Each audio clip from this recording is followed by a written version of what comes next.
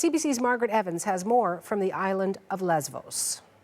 When we were last on this beach, and in fact the entire stretch of coastline, it was covered in red, the fluorescent red of life jackets left behind by refugees arriving in their boats here on the northern coast of Lesbos. Today it's pristine. It's been cleaned by volunteers and locals anxious to restore some sense of normalcy to the island.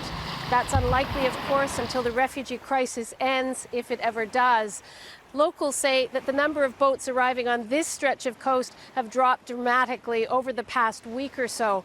That doesn't mean that people aren't coming.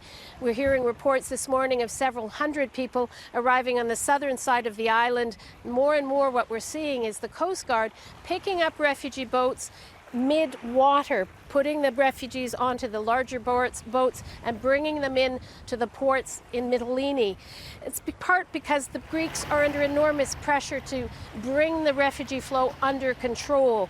Their European Union partners are going to be judging their progress at a summit in Brussels today and tomorrow. Some EU countries actually want to build a border fence between Greece and Macedonia to stop migrants from going across the Balkans to other EU nations. The Greeks say you're going to bottle up refugees in Greece and we'll be one big detention center. They say the only real way to solve it is either stop the war in Syria or get the Turks on the other side of this strait to do more to stop people from making the journey in the first place.